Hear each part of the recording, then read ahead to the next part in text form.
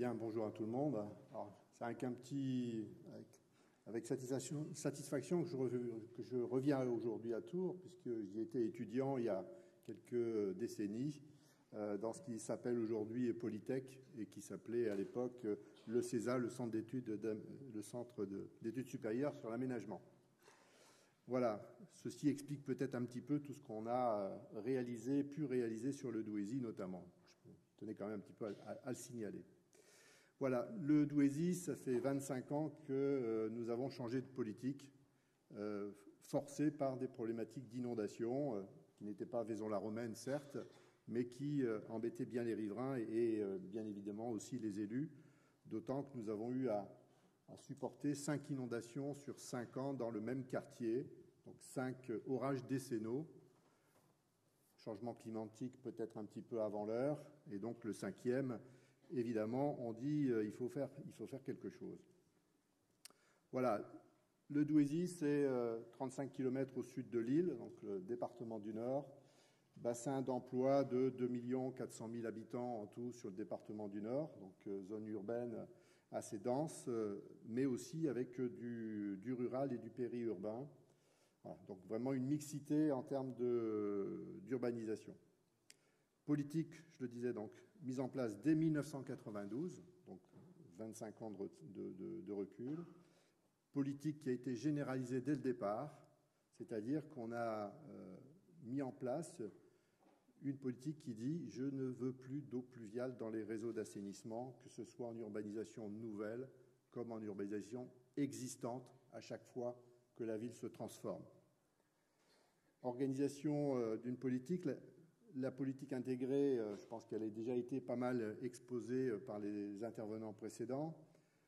L'objectif, véritablement, c'est de faire deux choses en même temps, en utilisant un espace qui va forcément être utilisé à autre chose dans la ville. Donc, je ne consomme pas d'espace spécifique pour les eaux pluviales. Christian Piel l'a bien expliqué tout à l'heure. Nous, c'est ce que nous mettons en pratique tous les jours sur tous les dossiers. Urbanisation nouvelle, urbanisation existante à chaque modification. Donc on ne consomme pas d'espace spécifique pour cela, et du coup ça simplifie énormément les choses dans le sens où on ne se pose pas la question de savoir qui va gérer ces espaces. C'est la fonction première qui gère l'espace. Je fais une voirie à chaussée-réservoir, je fais d'abord de la voirie, je fais de l'espace vert inondable, qui gère les eaux pluviales, c'est l'espace vert qui va gérer l'espace et la fonction hydraulique finalement. Au bout de 25 ans, nous avons la chance d'avoir du retour d'expérience que l'on peut mesurer.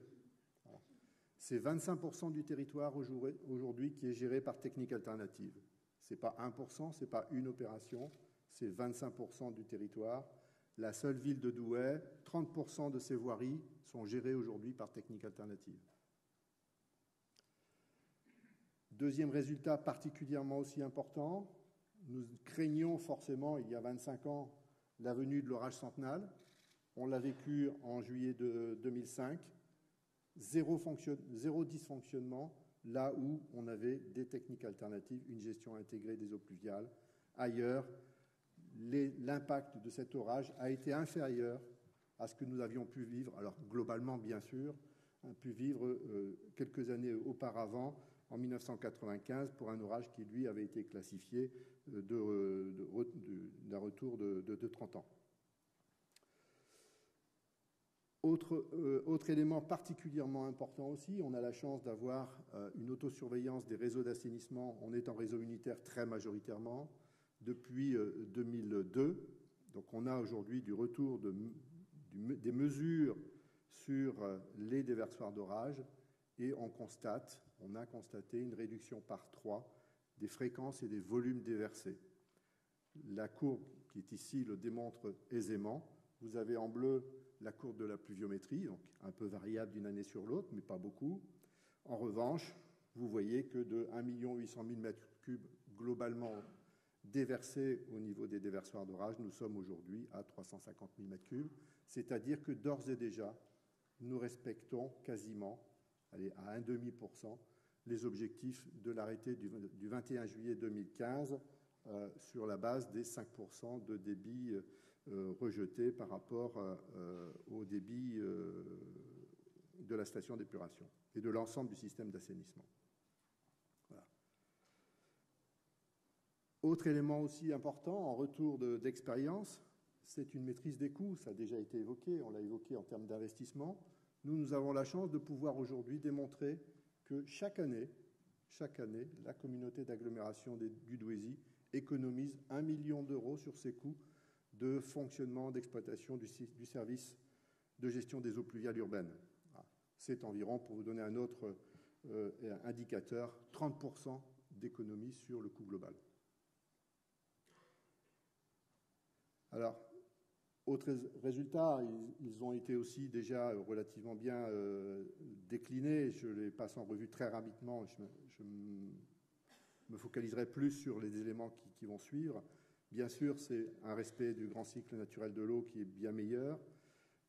L'eau qui est remise en cœur de ville, ça me paraît particulièrement important parce que ça permet aussi de faire revivre l'habitant avec la présence de l'eau et donc de se réhabituer à la présence de l'eau et de bien faire prendre conscience que l'eau n'est pas un ennemi, mais un allié et permet de faire une urbanisation beaucoup plus accueillante et beaucoup plus biodiversité. Ça lutte contre les îlots de chaleur, ça a été montré aussi. On a une réduction des pointes de température, à titre indicatif, en région parisienne. Le centre-ville de Paris, c'est plus 4 degrés par rapport à la banlieue en été. Voilà. Donc, vous pouvez le décliner, bien sûr, partout. Et sur Douai, j'ai fait moi aussi l'expérience. Sur les zones périurbaines et le centre-ville, on est au moins à 1 voire 2 degrés d'écart très facilement. Meilleure résilience face au dérèglement climatique, ça aussi c'est particulièrement important. La gestion intégrée, on parle encore de techniques alternatives, mais la gestion intégrée, son principe de base, c'est je stocke l'eau et après je regarde comment je l'évacue, soit par infiltration, soit par un écoulement superficiel gravitaire à débit régulé. À partir du moment où je stocke l'eau, qu'elle tombe en 5 minutes ou en 3 heures, eh bien, je n'ai pas de difficulté particulière, je n'ai pas de dysfonctionnement. C'est particulièrement important. Alors tout ça, comment on y arrive? Parce que ce n'est pas si simple. Ça a été évoqué tout à l'heure. Une question, c'est on démontre aujourd'hui aisément que ça coûte moins cher, que c'est plus de biodiversité. Il n'y a que des avantages et malgré tout, ça ne se développe pas partout. Eh bien parce que, ça a été évoqué ici aussi par Christian Piel tout à l'heure, c'est que c'est un changement de paradigme et c'est un changement culturel. C'est un changement d'organisation des structures et notamment des collectivités. La première des choses, c'est de vérifier est-ce qu'on a bien une compétence statutairement pour gérer les eaux pluviales ou pour édicter des règlements en termes pour le biais par une collectivité. Alors, la loi vient de simplifier les choses puisque désormais les services d'assainissement ont la compétence des eaux pluviales, mais c'est tout nouveau. Et ça ne définit pas tout à fait encore la totalité de ce que sont les eaux pluviales, et en particulier le ruissellement provenant des zones non urbaines. Voilà, donc ça veut dire qu'il y a encore du travail à faire, mais au moins on avance. Il y a une partie qui est clarifiée.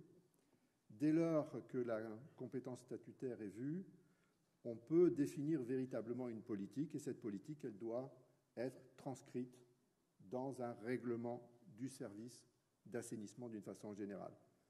Là, j'insiste fort, le rôle de l'élu, j'y reviendrai après, il est fondamental. S'il n'y a pas la volonté politique, eh bien, on arrivera à faire quelques opérations, mais ce n'est pas quelque chose qui va rentrer dans les mœurs et dans une activité de tous les jours et dans tous les projets. Règlement du service, transcription dans les PLU, bien sûr, et dès lors, on peut instruire les autorisations d'urbanisme en vérifiant que toutes les clauses du service assainissement sont bien, du règlement d'assainissement, pardon, sont bien respectées. Mais ce n'est pas suffisant. Ça a été évoqué. Ce n'est pas quand le projet est terminé qu'il faut dire que ce n'est pas bien. Il faut donc travailler très en amont. Contrôle de la collectivité par le service d'assainissement, ça c'est important aussi une fois que les opérations sont réalisées. Eh bien, nous réalisons des diagnostics sur les immeubles pour vérifier le bon fonctionnement du système d'assainissement des eaux usées. En même temps, on contrôle la gestion des eaux pluviales. Donc, on mutualise les services et du coup, ça ne coûte pas plus cher. Accompagner, former, informer, je l'ai dit, il faut travailler en amont, il faut faire changer les pratiques. Ce n'est pas tellement un changement de technique, c'est surtout un changement d'approche de la gestion de l'eau. Comment voilà. Vincent Nalin l'expliquait dans le petit film que vous venez de voir. Nos politiques jusqu'à présent appliquées sont issues de la politique hygiéniste du XIXe siècle. Haussmann, Belgrand, construction des réseaux d'assainissement. Pourquoi? Pour lutter contre les maladies et la mortalité liées à l'eau. On n'en est plus là aujourd'hui. On a bien répondu à tout cela. Aujourd'hui, on est dans un nouveau paradigme. Il faut changer. On peut gérer aujourd'hui les eaux pluviales autrement qu'en les évacuant vite de la ville. Il reste 5 minutes. Il reste 5 minutes. Alors, des mesures financières, elles ont été évoquées. Nous avons été parmi ceux qui avaient appliqué la taxe pluviale. Elle a disparu. Il nous reste encore des possibilités. C'est notamment la contribution des budgets généraux au titre des eaux pluviales. Et on peut asseoir cette participation au prorata des surfaces publiques imperméabilisées, voirie, bâtiments. Certes, le privé ne peut plus participer, mais au moins, on peut déjà inciter les communes, et c'est un grand pas en avant. Pour les industriels, il y existe des conventions spéciales de raccordement, et on peut intégrer une dimension pluviale dans ces conventions. Et puis, lorsque le règlement n'est pas respecté, il y a la possibilité toujours, le Code de la santé publique le précise, de doubler la redevance d'assainissement en cas de non-respect du règlement. Alors, comment on incite, comment on s'organise pour tout cela? Eh bien, un premier élément, c'est vraiment un portage politique fort. J'appelle moi ça, il faut un triptyque. Le premier pied de ce triptyque, c'est le portage politique. Le deuxième, c'est une animation interne dans chaque collectivité. Si on ne va pas chercher les dossiers, s'il n'y a pas des techniciens tous les jours qui sont convaincus de cette politique et qui la mettent en œuvre, eh bien, encore une fois, on va réaliser une opération, 2 opérations, mais ça ne sera pas du quotidien.